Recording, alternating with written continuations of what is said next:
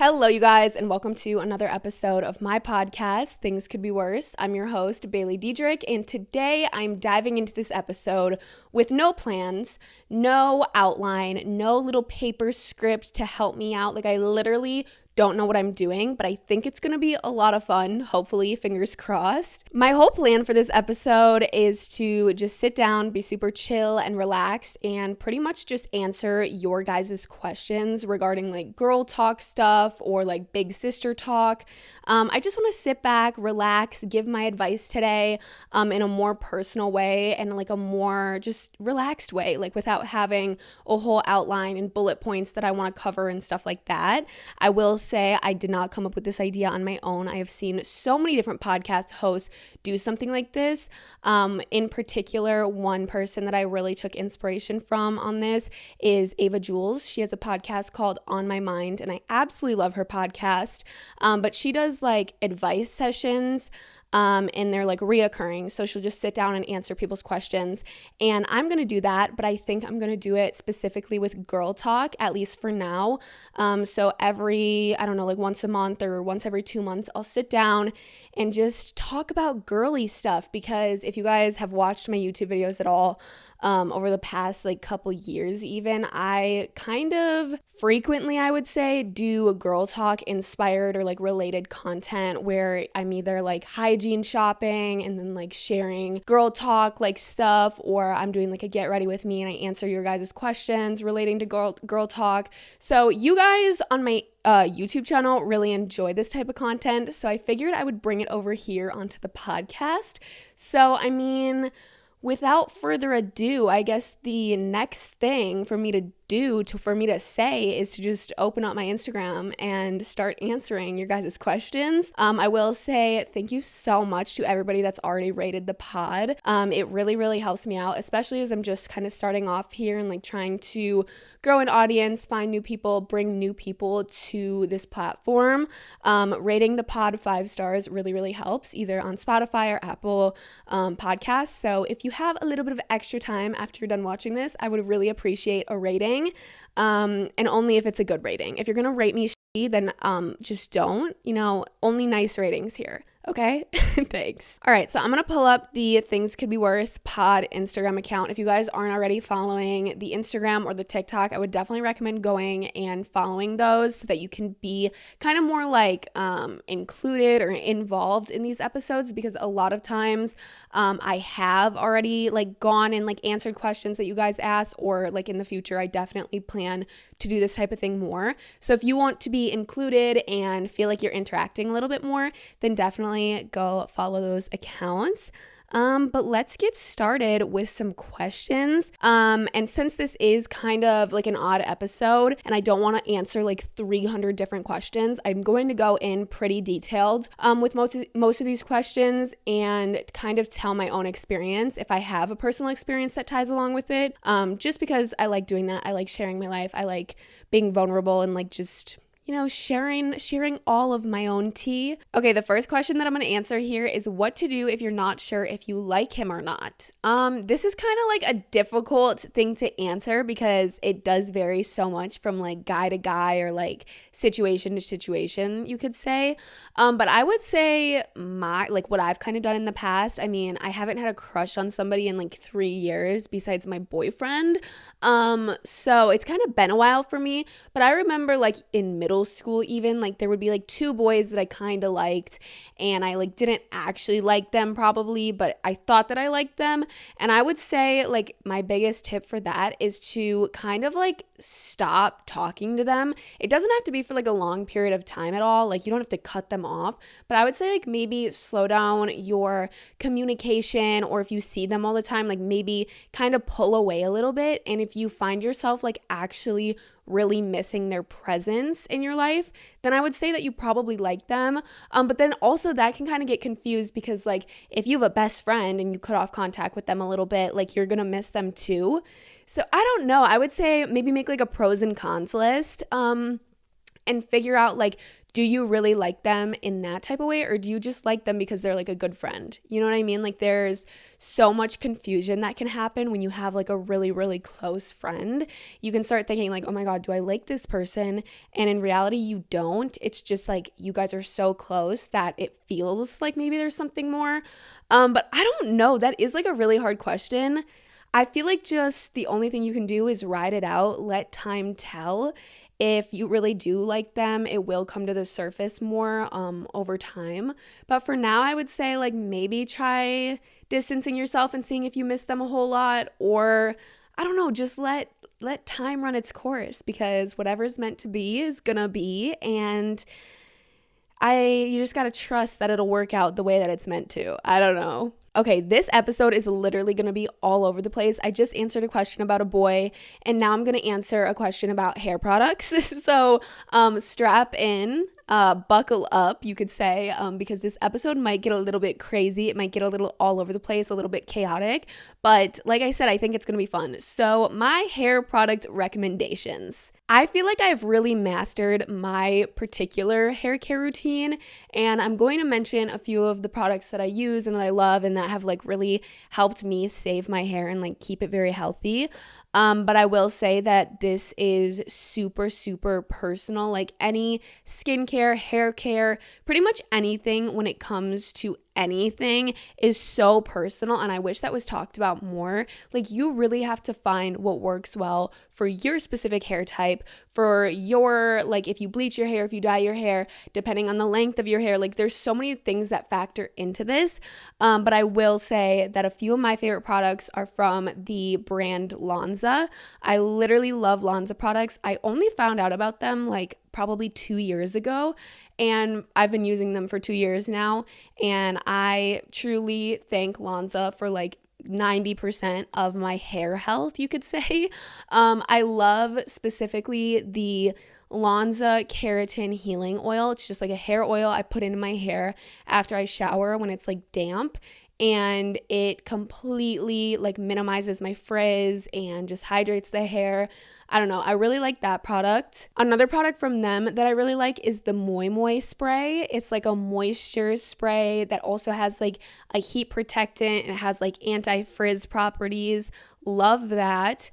I love their shampoo and conditioner. It's just like the normal, like it's like, I think it's called like lustrous, like shampoo and conditioner or something like that. I don't know. It's so hard to come up with these on the top of my head. The Oribe hair brand is so expensive, but I'm currently using their shampoo and conditioner, and I think it might top the Lanza, but honestly, I don't know if it's worth the extra money, because I think Lanza is like, I mean, it's definitely pricey, but Oribe or whatever brand I'm using right now, I don't even know if that's how Orib, it might be that, because Oribe does not sound right. I think it's Orib, but that's really freaking expensive. But I just wanted to try it out once and see if I liked it and see if it was worth that type of money or not. And I do think personally for me it's worth the money, but I care a lot about my hair. But those products, although they're pricey, are very, very good. And then I know that there's mixed opinions on Olaplex. Personally, the only Olaplex product, I mean, actually,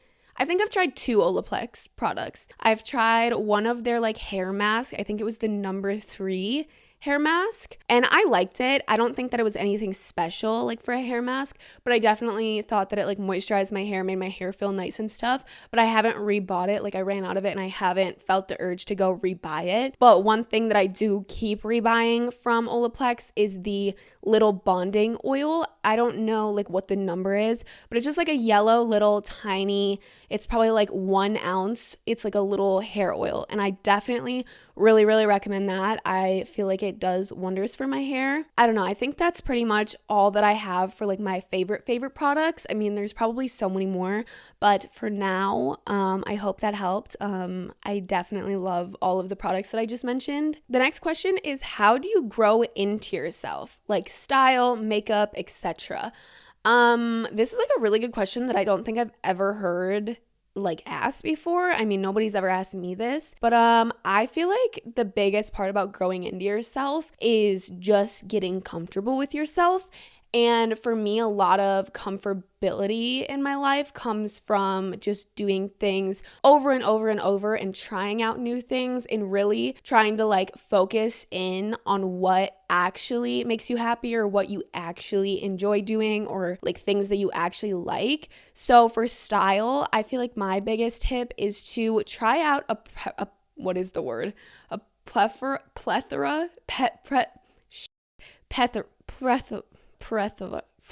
shit. I was almost there and now I'm just stuttering over my words. I think it's plethora. Try out a plethora of different styles. You know, don't just buy like one particular type of clothing from like one particular clothing store.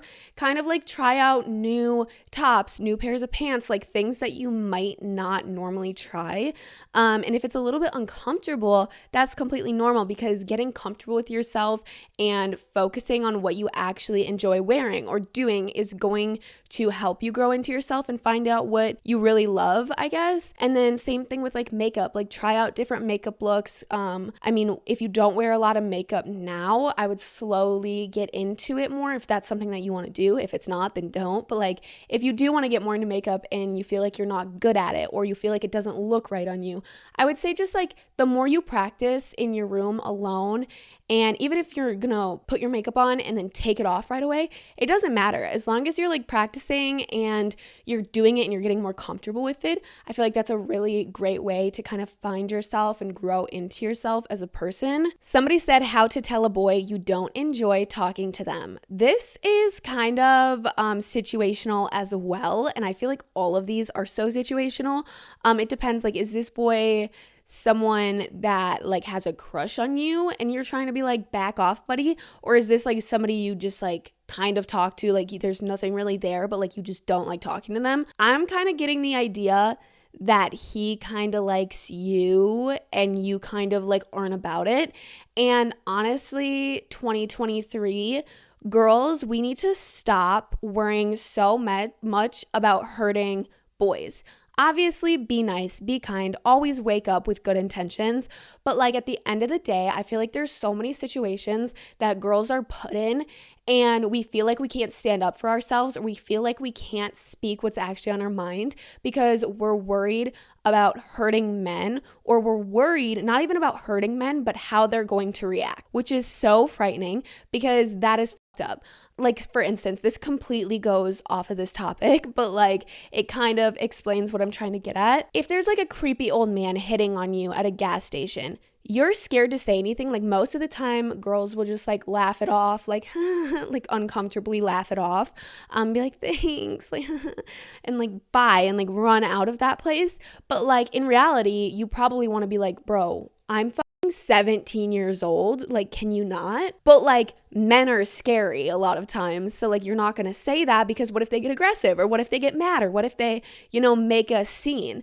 And I feel like that kind of ties into this, because if you're kind of scared to tell a boy that you don't enjoy talking to them, you might not be scared of hurting their feelings, which is very like valid. You could be scared of that, but you could also be scared of how they're going to react.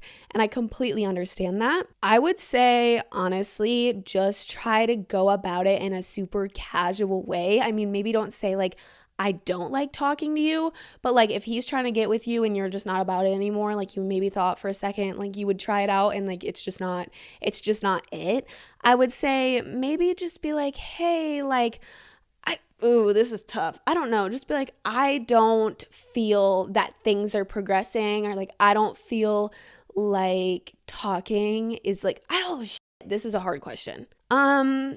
Just stop talking to him, ghost him. I would avoid it. I would just be like, hey buddy, sorry, this isn't it, and then ghost them. That was a terrible answer. I would honestly maybe just like slowly stop talking to them as much, and if they ask what's up, just be like, hey, like I'm just like not really feeling this, and I feel like I kind of need to like distance myself from this, or like whatever. Or you can just like slowly ghost them, like over time stop replying to them as much. And I know that's like kind of unfair because he's just gonna be wondering what he did wrong, but like honestly, I don't know, that's like the easiest route probably. I don't know if that was a good answer to this question at all, but I feel like what I kind of got into about like being scared of how boys or men are going to react to things that you do is very valid and something that needs to be talked about more, because I know that so many people that I'm friends with feel this way. And then like, I know because of that, like there's probably so many of you guys that relate to that. Like you're scared to like stand up for yourself or like say what you actually feel because men are just like kind of scary and unpredictable sometimes. Okay, the next question is how to deal with your period as a person who works out. I feel like this is a perfect question for me to answer now that I'm kind of back in my little gym rat era. I'm kidding, I'm really not, but I have been working out like 3 or 4 times a week, and I'm very proud of myself because I went like a year not working out in any capacity whatsoever, and I just felt terrible about myself. Like not even like the way that I looked, but I just knew that I needed to be doing something physical because I mean, working out and like physical activity in any shape or form makes you feel so good. And if you're like struggling mentally right now or anything is going on in your life that you just feel out of control, I would 100% recommend getting more active because I know this is something everybody always says like your physical health reflects, what do they say? Your mental health reflects your physical health, or like your physical health has such a big impact on your mental health. I know it's something that's said all the time and it just kind of like goes in one ear and out the other now, but it is truly so important. Like how you are feeling physically and how you're taking care of your body has a direct impact on how you're feeling mentally. So I would definitely recommend getting more active if you really aren't that active right now, even if it's just going for a walk or doing 10 minutes of stretching in your room before you go to bed. It really doesn't matter, but just do something active if you're kind of struggling mentally, because it had a huge improvement in my life when I started doing that. But anyways, as a person who menstruates and gets their period once a month and also works out, I have had many encounters with being on my period when I'm trying to work out, when I'm trying to go to the gym, and I completely understand how like difficult that can be. Like it just going to the gym and like getting the motivation to work out is already hard, and then when you put like you're literally bleeding out of your vagina on top of that, like it's very challenging. So number one is, even if you're feeling like the last thing you want to do when you're on your period is work out, I would say push yourself to get out and work out anyways, just because once you actually start working out and once your like workout is done, you're going to feel so much better. Like working out is like scientifically proven to reduce period cramps and help with like bloating during your period and like other period symptoms like that. Working on your period, even if it's just like stretching, is very good and helpful. But yeah, my biggest tips is wear like dark colored pants. So like black or like navy blue. I mean, I would stick with black probably because that's going to like show the least if you bleed through. I would wear a long shirt that covers your butt and like your crotch and everything like that. Like you just want to be covered. At least for me, like I just want to be all covered when I'm on my period. So long shirts, bring an extra sweatshirt just in case you need to like cover up a little bit more. Ibuprofen or like menstrual pain relief before the workout always helps me. I'm not like encouraging you to like take like medicine if you don't need it, but like I usually have pretty bad cramps, so I'll take like some medicine before I go. Oh, wearing a panty liner, like if you wear tampons, which I do, wearing a tampon and putting the tampon in like right when you get to the gym, and then putting a panty liner in your undies too, helpful in case you bleed. Like the panty liner will catch any of that excess blood. Yeah, I don't know. Those are kind of like my biggest tips. Okay, the next question is any advice for going into your senior year of high school, losing friendships after graduation, etc. Yeah, there's a lot that probably could be said here. I just graduated from high school. I graduated a semester early. In case some of you guys don't know, I graduated in January instead of with the rest of my class in May. I know that people are already going to ask, in case you don't know the answer to this already, I'll still be walking at graduation. I'm still going to prom. I still get to participate in all the activities with my class, but I just am done with school a few months early. But anywho, I haven't had to go through the whole process of my own grade friends like graduating yet. I mean, they're still in school and then like moving to college and everything like that. But I will say I have always had a bunch of friends that are older than me. So I've already had like in the past couple of years, I've had so many friends, graduate from high school and move to college. I have some of my best friends living like across the country now, and I barely see them. So I definitely have a little bit of advice for that. But I think the number one thing is to enjoy it. I definitely didn't enjoy my high school years, and I wish I would have put more emphasis on enjoying them and making the most out of it, because I mean, now that I'm done with it, I'm so happy. Like, I don't miss it, but I will say at the end of the day, you're gonna miss the people. I mean, if you have semi good friends or like you have a little bit of fun, like you're going to miss those times, because it's just like, you know, it's human nature to like reminisce and think back on fun memories and stuff like that. So you're gonna miss it, but at the end of the day, you just have to remember that this is life. Every single person, for the most part, you know, goes to high school for 4 years and graduates and then moves on in their life. And it's normal. It's scary. Like, the future is so damn scary, but it's just something that everybody goes through and everybody manages it in some capacity or another. And you really just have to let things be and, you know, enjoy them as much as possible. Take your time and really soak in every single moment. But then, like, after that, like, the only thing that you can really do is just accept the fact that things are going to change and try to get as excited about that as possible instead of reminiscing on the past, I would say. I don't know, the future is scary, but it's also such a beautiful thing. And regarding like friendships and stuff, I would say you aren't going to lose your friends.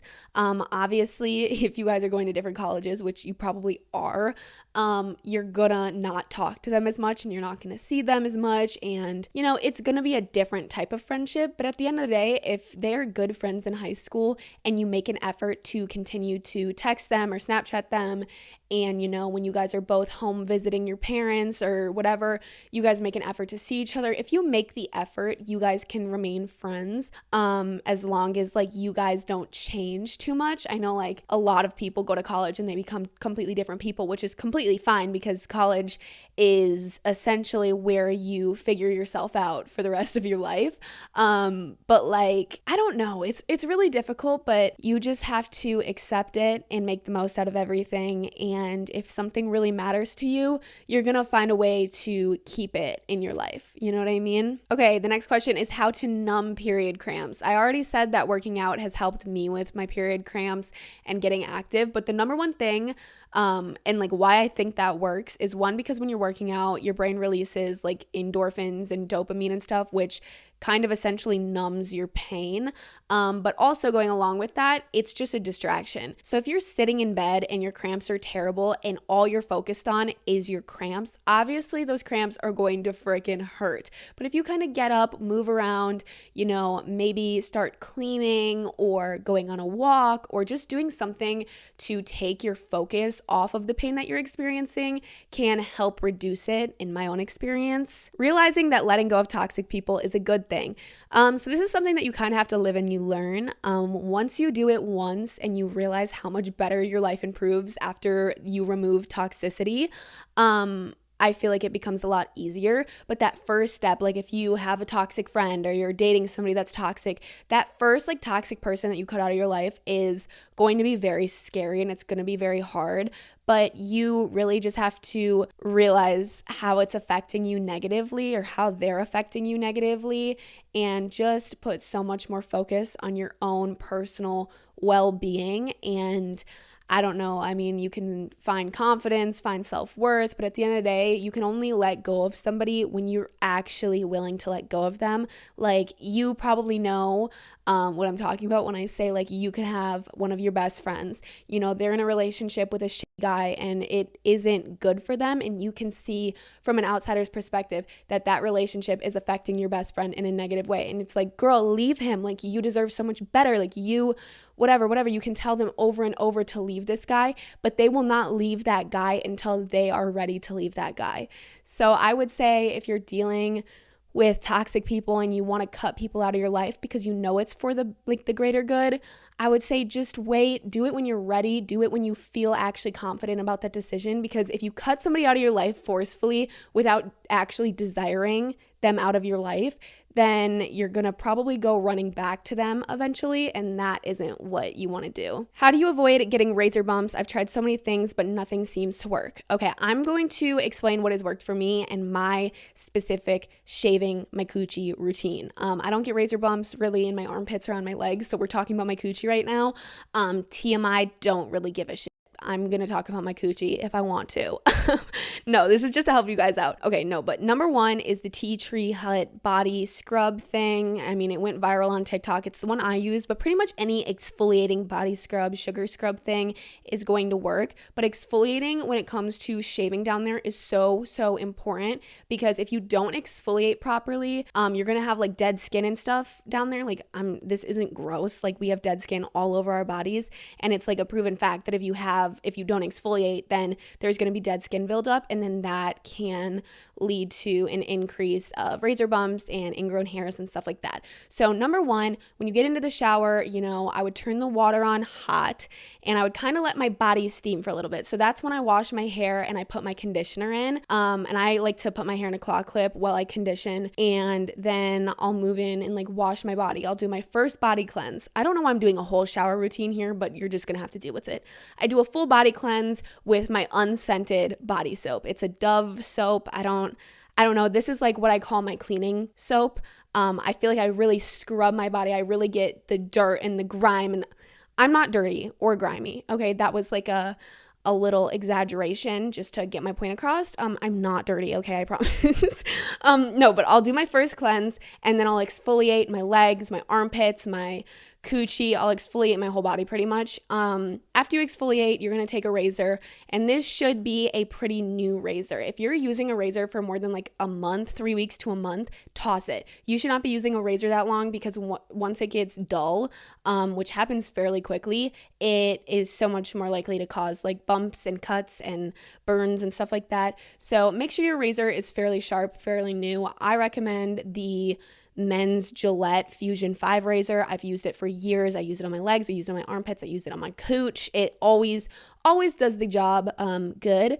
But I will take the razor. I'll take some shaving cream, or specifically a shaving oil lately. I've been using, I think it's the Tea Tree Hut brand again. I've been using their shaving oil. I put it on there. You're going to shave downwards. Okay, you're going to take your razor and you're going to shave downwards. So like from your stomach to like your toes. Like, that's the direction you're going to want to go in.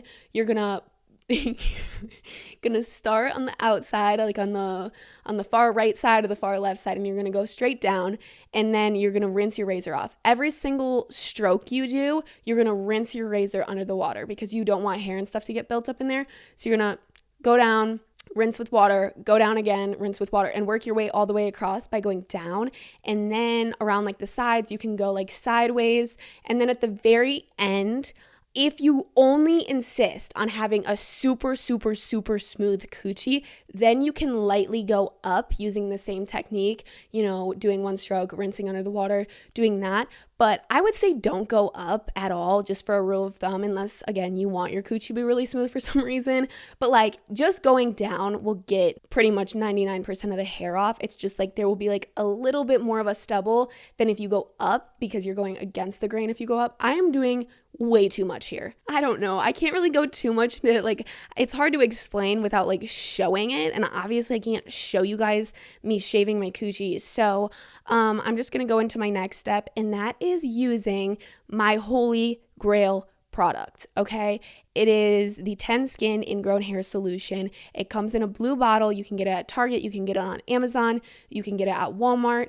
There's so many different size bottles you can get. I get like the literal fat bottle. It's like the size of a half-gallon milk container. I don't know why I compared it to that, but like, it's a big ass bottle. And it's because I use it every single time I shave my armpits and my cooch. You're gonna take a little cotton pad or a little folded up piece of toilet paper, and after you get out of the shower, you dry everything off. You're gonna put some of this 10 Skin Ingrown Hair Solution on the cotton pad or whatever, and you're gonna just dab your coochie. Do not get this anywhere near the the holes, the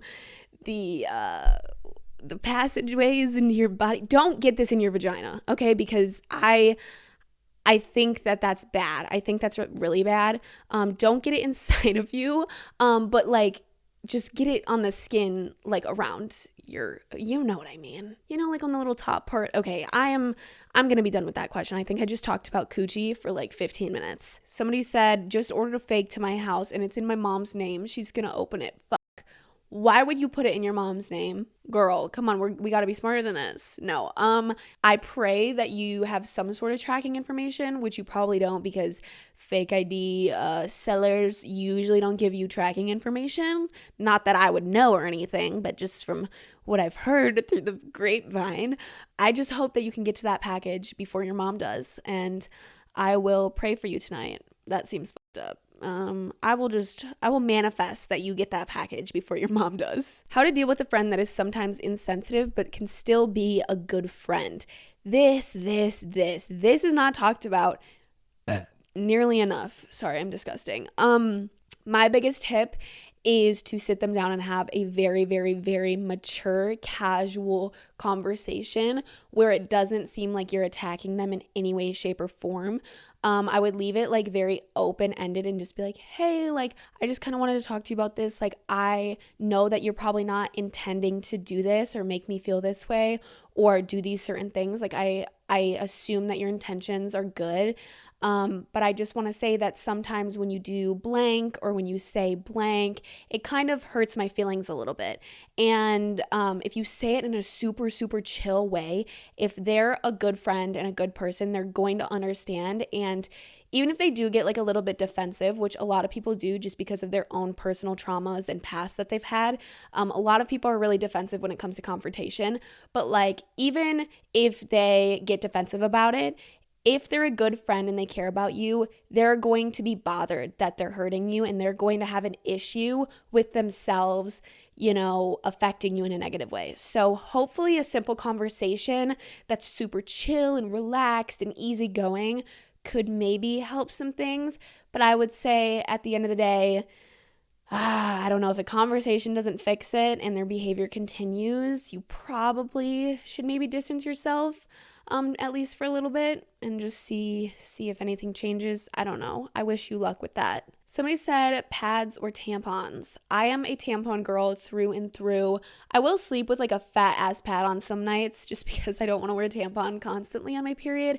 I just feel like it can't be good. I mean, people say not to sleep with tampons in, but then like literally everybody that I know sleeps with a tampon in. But some days, like randomly, like 2 nights out of like my week-long period, I'll just like put a pad on to go to bed. But it just like kind of feels gross to me. Like, I know it's not gross, and if you do that, it's not gross. Like, it isn't dirty or like unhygienic to do that, obviously. But for me personally, I just feel like it's a little bit gross just to be like sitting in my own blood. But like, I feel like, I don't know. I don't even know what I'm saying. I like tampons better. Somebody just said losing your virginity. I don't really know what this is referring to. I mean, it's like a very broad question, but I do plan on doing an episode fully regarding losing your virginity, first kisses, first everything pretty much, just because I feel like this is such a huge thing and something that like isn't openly talked about enough. So if you guys are interested in that, definitely go over to the Instagram and let me know that. But I would say, like, right off the bat, super quick, easy advice for losing your virginity. I'm gonna just rapid fire a few pieces of insight. Number 1, do not feel like you need to if you are not ready. There is no other person, there is no other situation, there is no other anything that is the same as yours. And until you are fully ready, that is not something that you should do just because your friends are doing it or just because you see people in movies and TV shows doing it at that age. Just because you see people doing it and you feel like, oh my God, should I be doing this? Don't do it. Do not do it. Just because other people are does not mean you need to. Number 2, make sure that it's a good guy. At least a semi-good guy. Don't just like rush into it with like a shitty guy, because you're going to regret that for the rest of your life probably. I would say you don't even necessarily need to be dating them. Like, I would recommend, if you're young and you're losing your virginity, it should probably be with somebody that you're dating. But at the end of the day, I'm not going to tell you who to have sex with and who not to have sex with. So I would just say, like, just make sure it's not somebody that you're going to look back on and like actually want to murder yourself for. Number 3 is be safe. Use protection. Take proper precautions. Be responsible. Basically, what you're doing is not like a light thing. It's not like a lighthearted thing. It is quote unquote for adults. It is an adult activity. So act like a damn adult and be safe, because I know most of you listening to this do not want to be pregnant. So please be safe, not just for yourself, but for me. There's so much more that I could talk about when it comes to this, but I think the last thing that I just really want to stress to you guys is it's going to happen naturally when it's meant to happen. You should not have to force yourself, or especially force anybody else, because that's fucked up. That is not okay. Never force anybody to do anything. Never let yourself be forced. Obviously, sometimes that's out of your control, and I'm very sorry if you've gone through anything like that, but like, don't just feel pressured. Don't let people pressure you. You know what I mean? Like, really stand up for yourself when it comes to this, because this isn't like a light thing, you know? What to do if you're on your period and your boyfriend wants to do stuff.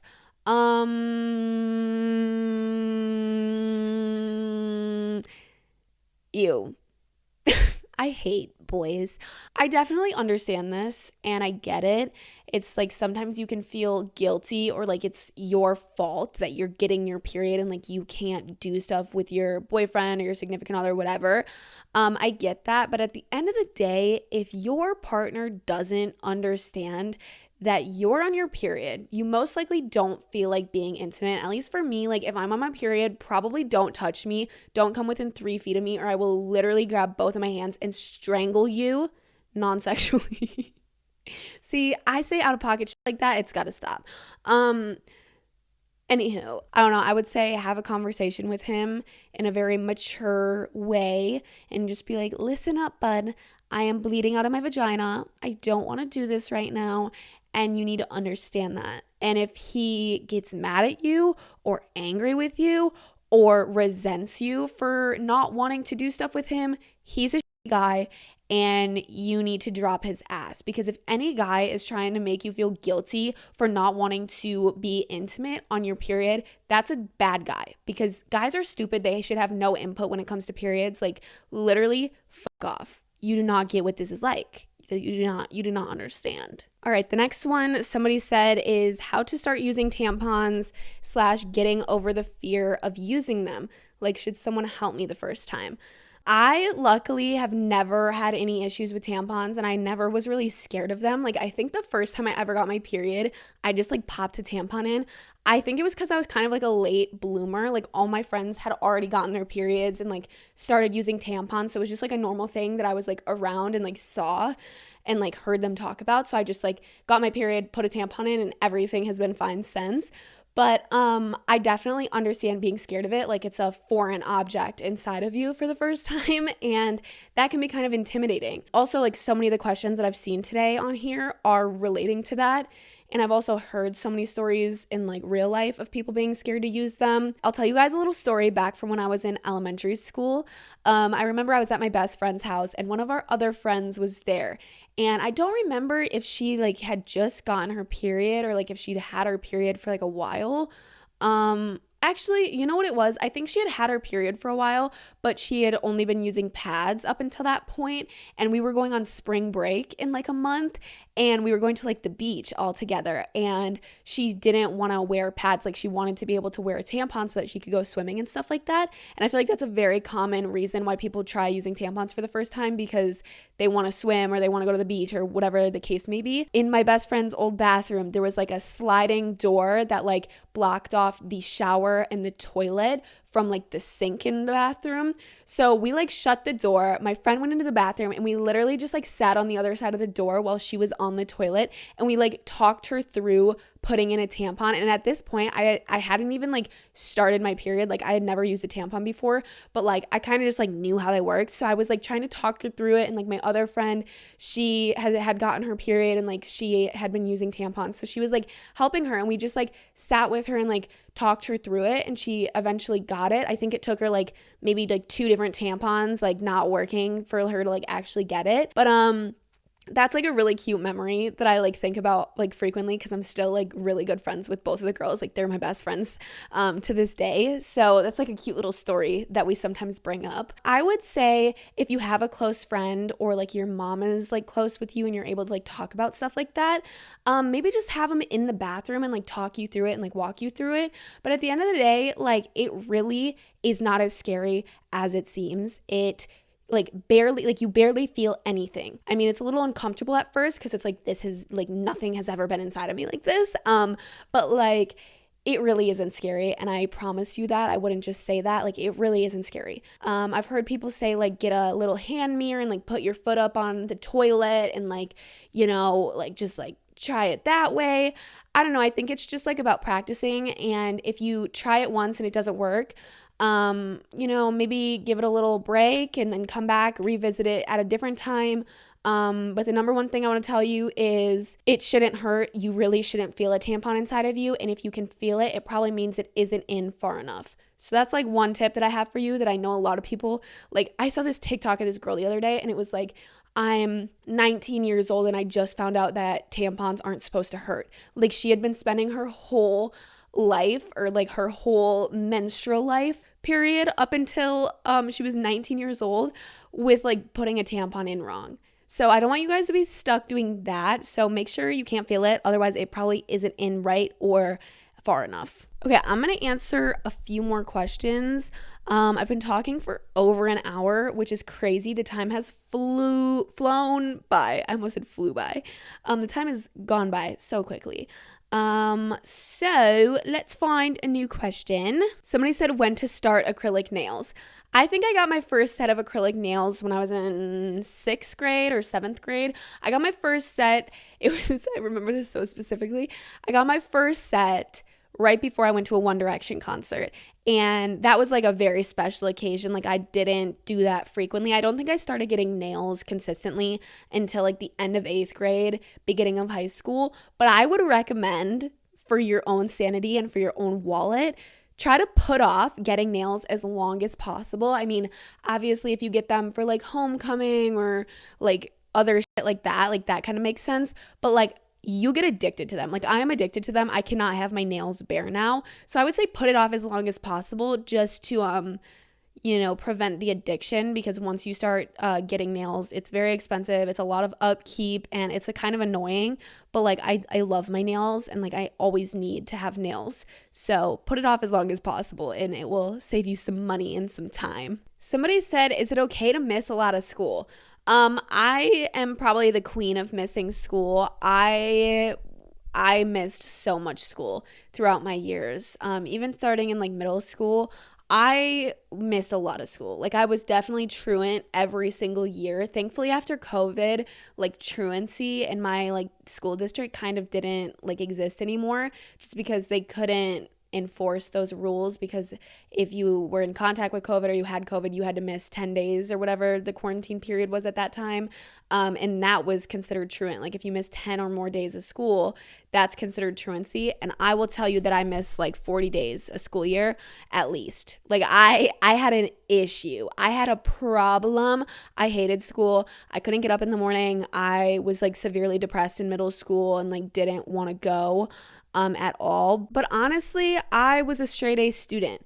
I was the type of person, like I like feel like things come very naturally to me and I don't need a lot of explanation, or I can just kind of like figure things out on my own. And thankfully that's the way that I am. Otherwise I probably would have like failed out of high school. But I was like a straight A student and I got a few B's here and there. Like I think I had like 2 or 3 throughout my high school career. But I did really well in school despite missing a lot of school. I would say, I mean, parents don't like it, schools don't like it most of the time, but like if you can miss school and still maintain good grades and still be somewhat participating in class in some capacity, I feel like it's not that big of a deal.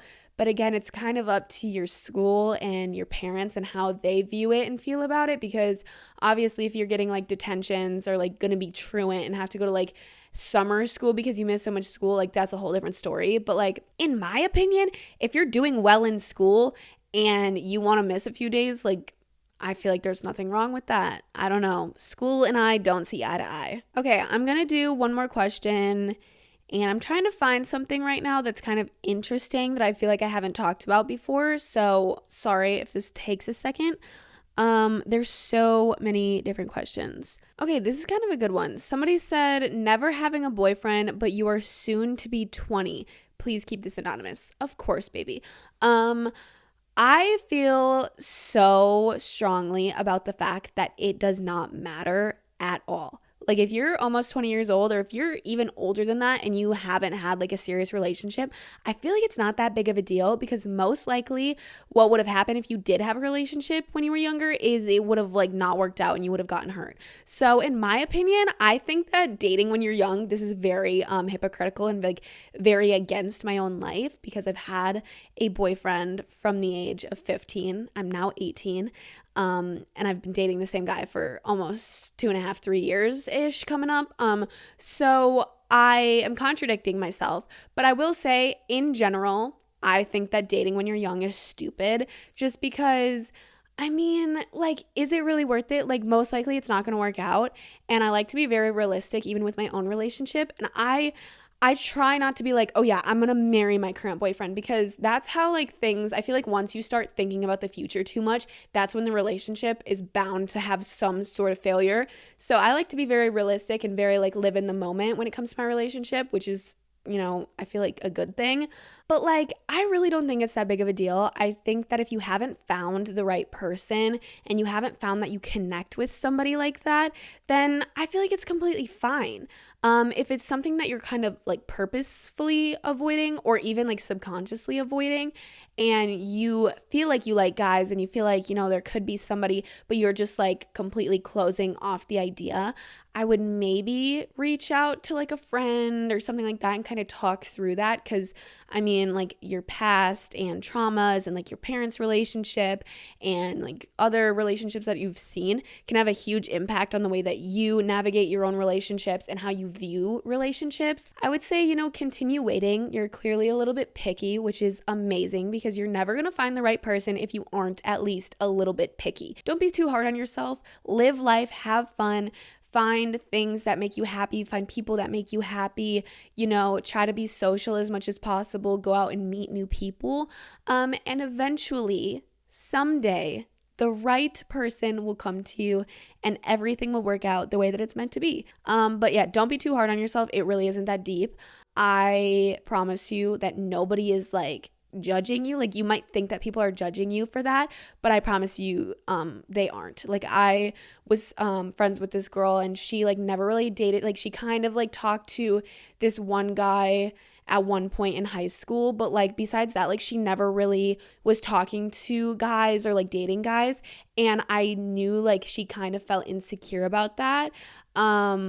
But like literally nobody cared. Like, it was not a big deal. I don't know. I don't think it's a big deal. And I think that you're perfectly fine. All right, you guys, this episode is kind of getting dragged on, and I feel like, I mean, I don't really know, to be honest. Like, is this a long episode? I literally have no idea, because I'm still getting used to this whole podcasting thing.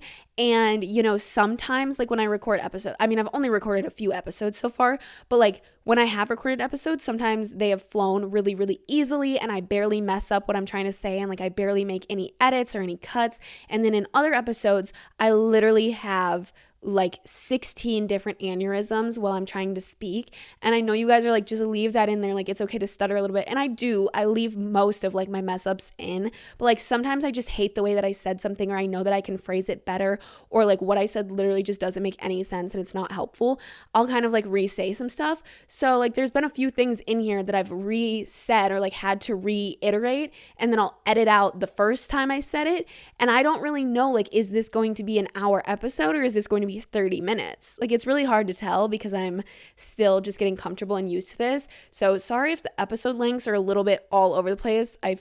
Oh my God, I'm literally just showing my foot straight to the camera. I thought it was out of frame. I'm trying to stretch my leg. I don't know, like I've said multiple times, this is very uncomfortable for me, low key, and this is something that is so new to me. and I'm only going to get better from here. We're kind of starting at ground zero, and we can only work our way up. So keep being patient with me. I promise you guys, one day these episodes are going to flow perfectly, and you're going to be like, wow, she improved so much. And I'm going to be so proud of myself, because right now it's a little bit of a shit show, but I promise you I'm going to get better. Okay. Thank you so much for listening, and thank you to all the people that submitted questions that I answered on this podcast episode. And I mean, there were so many questions that I didn't get to answer, but I will definitely revisit that particular little thingy, the little story responses, and I'll answer them in a different podcast probably. But yeah, thanks for listening. I love you guys, and I will see you in the next episode. Okay, bye. Love you.